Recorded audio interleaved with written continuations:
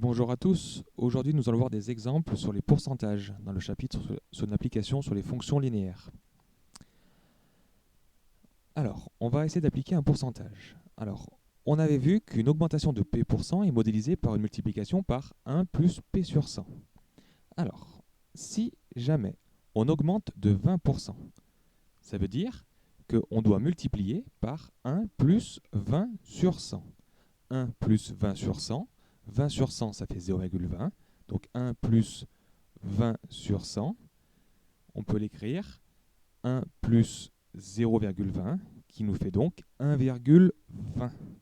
Je laisse exprès le virgule 20. Bon, on peut simplifier bien sûr à 1,2, mais 1,20, ça correspond à une augmentation de 20%. Augmenter de 40% maintenant. Donc même principe, je vais multiplier par 1 plus 40 sur 100. 40 sur 100, ça fait 0,40. Donc 1 plus 0,40. Et quand j'additionne avec 1, ça fait 1,40. Qui fait 1,4 bien sûr. Mais quand on multiplie par 1,40, ça fait l'augmentation de 40%. Donc si vous comprenez un petit peu comment ça marche, ça va être quelque chose d'assez simple. Si j'augmente maintenant de 75%, et ben je vais faire pareil, je multiplie par 1 plus 75% sur 100, qui fait donc 1 plus 0,75, qui fait 1,75. Bon là, ça ne veut pas simplifier. Donc en multipliant par 1,75, on augmente de 75%. Alors attention à un petit piège, si on augmente de 5%, donc on multiplie par 1 plus 5 sur 100, donc il y en a beaucoup qui me disent 1,5 du coup. Non, attention, ce n'est pas 1,5 parce que 5 sur 100, c'est 0,05.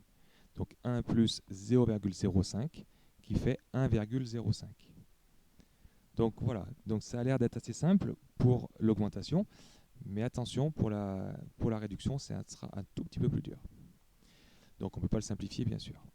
Alors, on va voir aussi avec la diminution ou la réduction. Cette fois, c'est modélisé par une multiplication, donc multiplication par 1 moins P sur 100. Alors tout à l'heure, c'était un plus. Donc ça va changer juste un tout petit peu la forme du nombre au final. Donc si on en diminue de 30%, c'est-à-dire que je vais multiplier par 1 moins 30 sur 100. 1 moins 30 sur 100, c'est 1 moins 0,30. Et bien 1 moins 0,30, et ben, il faut descendre en dessous de 1. Donc 1 euro moins 30 centimes, et ben, ça fait 70 centimes. Donc ça fait 0,70. Voilà, c'est là où ça sera peut-être un peu plus compliqué. Diminuer de 30%, il faut multiplier par 0,70. Qu'on peut écrire 0,7. Diminuer de 50%, ça arrive souvent dans les soldes que c'est moins 50%. Bon là, en principe, on arrive à le calculer. Donc je vais multiplier par 1 moins 50 sur 100, qui fait 1 moins 0,50. Et 1 euro moins 50 centimes, ça fait 50 centimes. Donc je multiplie par 0,5. Donc en fait, quand vous avez une diminution de 50%, donc soit on multiplie par 0,5, mais ça revient au même que de diviser par 2 le prix. Diminuer de 65%, donc il faut que je multiplie par 1 moins 65 sur 100, qui nous fait donc 1 moins 0,65. Et puis si vous avez 1 euro que vous perdez 65 centimes, il vous en reste plus que 35 centimes, donc ça fait 0,35.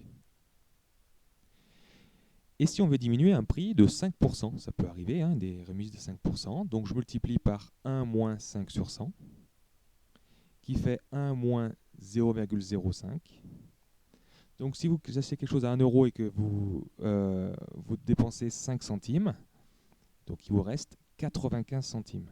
Donc vous multipliez par 0,95. En tout cas, on multiplie par 0, quelque chose, parce que quand on multiplie par 0, quelque chose, ça diminue le prix.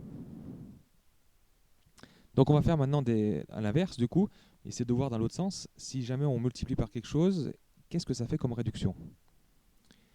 Donc si je multiplie par 1,4, ce n'est pas une augmentation de 4%, parce que 1,4, je peux écrire 1,40.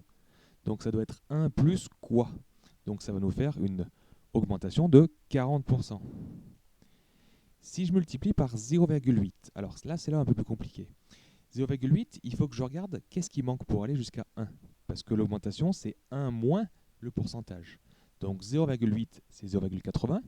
80 centimes, pour aller à 1 euro, il manque 20 centimes. Donc ça fait 20%. Mais c'est une diminution de 20%. Si je multiplie par 1,67, quand on multiplie par un nombre plus grand que 1, c'est quelque chose d'assez simple, on le voit le nombre. Et bien on augmente de 67%. Ça aurait été 1,68, on a augmenté de 68%, etc. C'est un peu plus compliqué quand c'est 0, quelque chose, il y a un petit calcul à faire.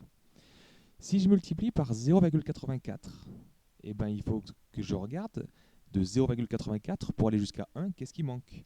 Ben, on regarde 84 pour aller jusqu'à 100 aussi, on pourrait faire. Il manque 16, donc c'est une diminution de 16%.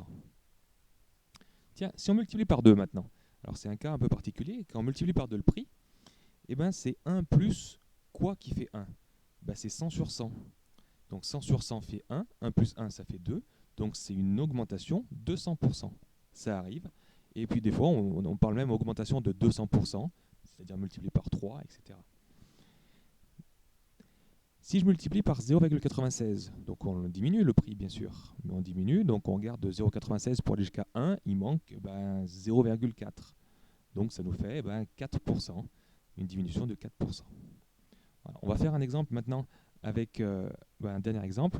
Si je multiplie par 0,05, donc là, ça va vraiment réduire vraiment mon nombre. Donc j'ai une diminution et de 0,05, je vais remonter jusqu'à 1. Et cette fois, je diminue de beaucoup, de 95%. C'est une sacrée remise. Hein. C'est pas souvent ça dans les magasins. On va faire des exemples avec des prix beaucoup plus concrets. Et vous allez voir, ça sera beaucoup les exemples d'application dans les exercices. Donc un exemple d'augmentation, bien sûr, et un exemple de réduction. Donc une télé coûte 150 €, elle augmente de 20%. Donc quel est le nouveau prix? Donc ceux qui veulent encore utiliser la méthode de 6e, 5e et 4e peuvent encore. Vous verrez qu'elle bloquera un peu dans d'autres cas de figure. Et sinon, on va essayer d'utiliser la nouvelle méthode.